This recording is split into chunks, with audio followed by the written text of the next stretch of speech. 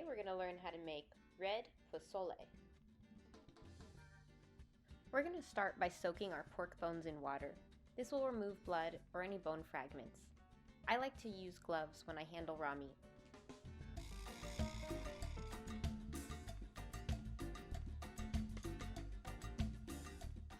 There's really not too much process about it. Just get a deep bowl, cover it just barely with water, and set aside while you get other things ready.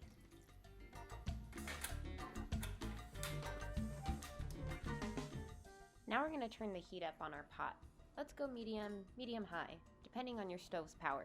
Now add a couple tablespoons of oil, preferably something not too strongly flavored.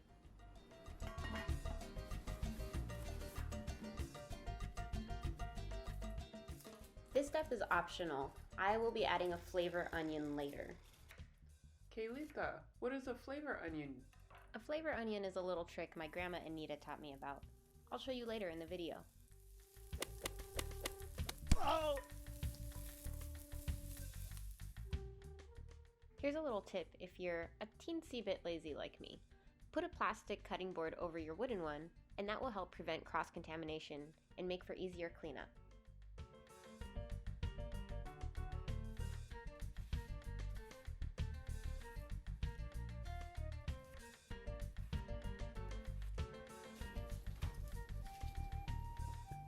Now we're going to go ahead and brown the pork. This is a little trick my grandpa taught me. This will make sure that the pork becomes juicy and tender while keeping its shape. Always, always, always listen to Grandpa, especially Grandpa's food secrets.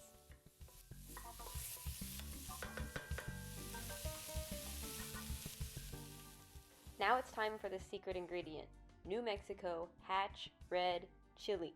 If you don't have a grandpa who can ship you sacks of it, you can find ground New Mexico red chili in grocery stores like QFC, Publix, Whole Foods, Safeway, what have you. Just be careful not to get chipotle or ancho red chilies because they are not the same. I made that mistake when I was young and reckless. Now I'm older and reckless, but my pozole tastes way better.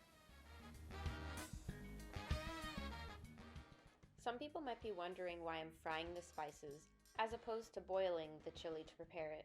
The reason is, heating the spices helps release more aromatic and deeper flavors. I actually learned this technique while making a lot of Indian cuisine. In a lot of Indian dishes, you'll often heat the spices before cooking with them or grinding them into a fine powder. I have found the result of that to be so delicious. I tried using it across different cuisines, and it's pretty much always a great result.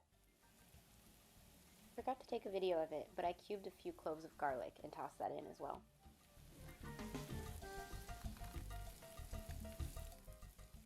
Alright, let's fill our pot with water, about halfway.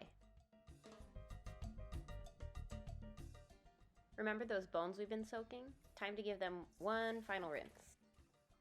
Now you don't need to use bones in your pozole. I have just found it gives the meatiest, richest flavor, so I prefer to do that.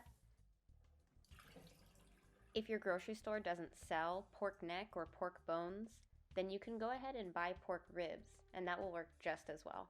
Just be sure to get some sort of pure meat as well. Pork shoulder, pork butt, which are actually the same thing.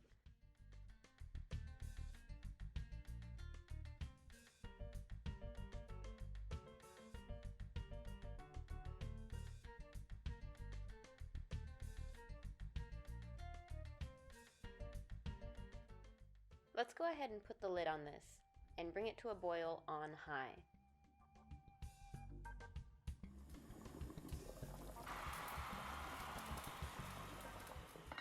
Now we're going to turn it up to low, comment if you get that reference, and let it simmer.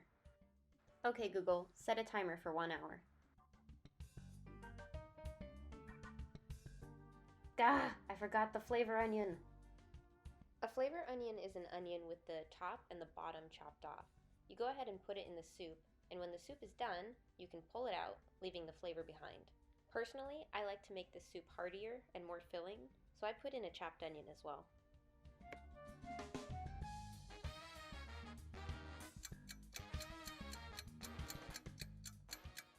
Alright, the soup has been simmering for about 40 minutes. Now is a good time to prep some other ingredients that we'll need. Rinse and drain your hominy and add it to the soup. Hominy are giant corn kernels that have gone through an alkali treatment process.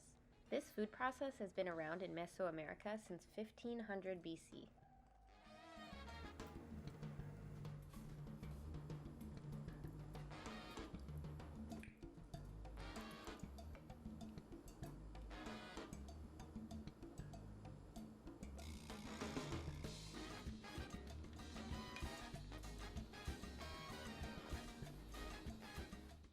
And now we add salt, because only monsters don't use salt. The soup is almost ready, so let's go ahead and chop our cabbage. Pozole is 100% done when it's served with cabbage, radishes, lemon wedges, and tortillas. Today I only have cabbage and tortillas, so we'll just have to make do.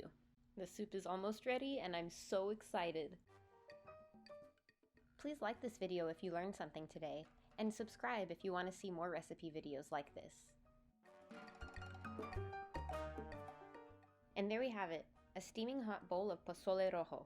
Perfect for cold weather, and so good, you'll want to dance.